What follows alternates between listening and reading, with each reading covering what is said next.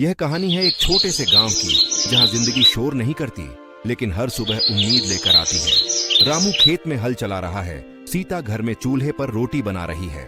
आज खेत से जल्दी आ जाना, घर में राशन नहीं है, हो सके तो दाल चावल ही ले आना।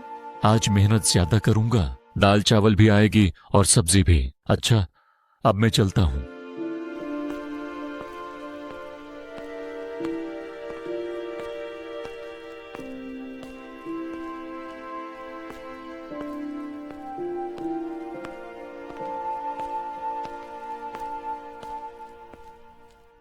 दोपहर खेत में तेज धूप में रामू काम कर रहा था, ये सोचकर कि आज काम करके राशन लेकर जाएगा। लेकिन किस्मत कभी कभी बिना बताए इम्तिहान लेती है। रामू को अचानक चक्कर आता है और वो गिर पड़ता है।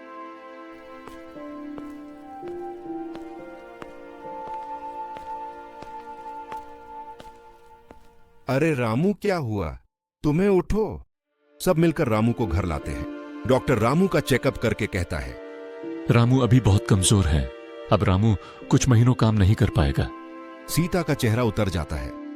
डॉक्टर साहब, मेरे पास आपको देने के लिए पैसे नहीं हैं। हिम्मत रखिए बहन, सब ठीक हो जाएगा। पैसे जब हो तब देना। दवा चलती रहे तो जल्दी ठीक हो जाएगा। आपका पति। अच्छा, अब मैं चलता हूं। रात का समय है, लालटेन जल रही है। रातें सीता के लिए सबसे भारी थी। नींद नहीं, बस सवाल थे मन में कि अब घर कैसे चलेगा, दवाइयों के लिए पैसे कहां लाऊंगी। सीता, अभी तक सोई नहीं, मैं जानता हूं कि तुम किस चिंता डूबी हो। सीता, भगवान पर विश्वास रखो, सब ठीक हो जाएगा। मैं कुछ ना कुछ कर लूंगा। अगर कुछ दिन भूखा भी रहना पड़े तो भी हिम्मत मत हारना। जब तक मेरी सांस चल रही है, आपको बीमारी में काम नहीं करने दूंगी और ना ही भूखा रहने दूंगी। अगले दिन सुबह सीता की मां को पता चलता है कि उसका दामाद खेत में चक्कर खाकर गिर गया था। मां तुरंत सीता के बच्चों को लेकर आ जाती है, जो कि कुछ दिन पहले ही नानी के घर गए थे। बेटी, दामाद जी कैसे हैं और डॉक्टर ने क्या बोला है? मां, डॉक्टर ने कहा है उनको बहुत ज्यादा कमजोरी है, ठीक होने में 3 महीने लग सकते हैं और उनको काम करने से मना किया है। अगर दवा चलती रहे तो जल्दी ठीक हो जाएंगे। कहाँ है? बेटी, चिंता मत कर, सब ठीक हो जाएगा। अच्छा, अब मैं चलती हूँ, मिलने आती रहूंगी। कुछ समय ऐसे ही बीतता है। मां हमेशा की तरह अपनी शक्ति अनुसार सीता की मदद करती है, लेकिन सीता की परेशानी खत्म नहीं हो रही थी। सीता सोच रही थी कि कब तक मां से मदद लेती रहेगी, क्योंकि उसके माता पिता भी बहुत गरीब हैं और पिता के जाने के बाद मां बिल्कुल अकेले घर चला रही है।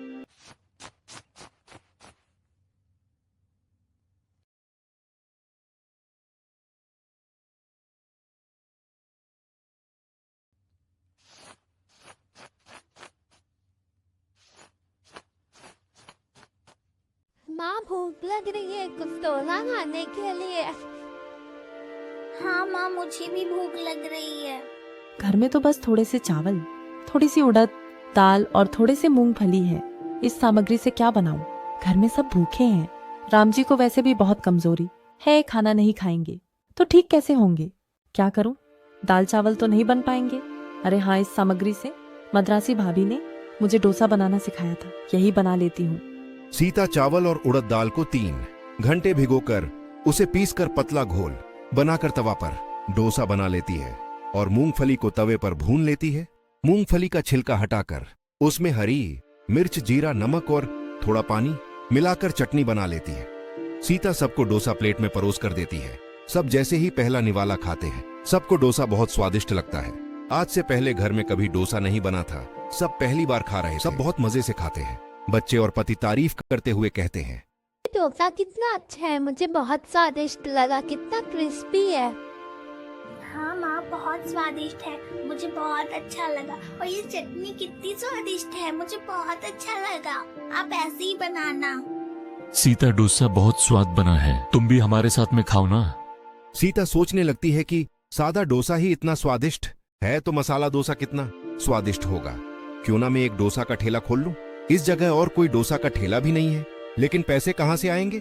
खाने के लिए पैसे नहीं है, ठेला और डोसा बनाने की सामग्री के लिए पैसे कहां से आएंगे?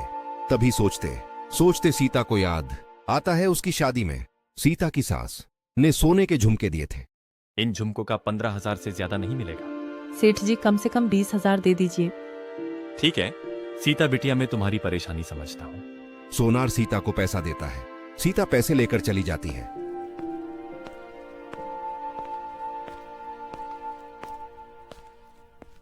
सीता उन पैसों से एक ठेला और डोसा बनाने का सामान, रामू की दवाई खरीद कर घर चली जाती है। सीता बाजार में डोसा का ठेला लगाती है, लेकिन कोई ग्राहक डोसा खाने नहीं आता है। सीता बहुत उदास हो जाती है, लेकिन हिम्मत नहीं छोड़ती। कुछ दिन ऐसा ही होता है। एक दिन सीता के ठेले पर एक लड़का आता है और कहता है कि दीदी एक प्लेट मसाला डोसा लगा दो। धीरे धीरे सीता का डोसा पूरे गांव में मशहूर हो जाता है और रामू भी ठीक हो जाता है। पूरा परिवार खुशी खुशी रहता है। हिम्मत और मेहनत से हर मुश्किलों का सामना किया जा सकता है।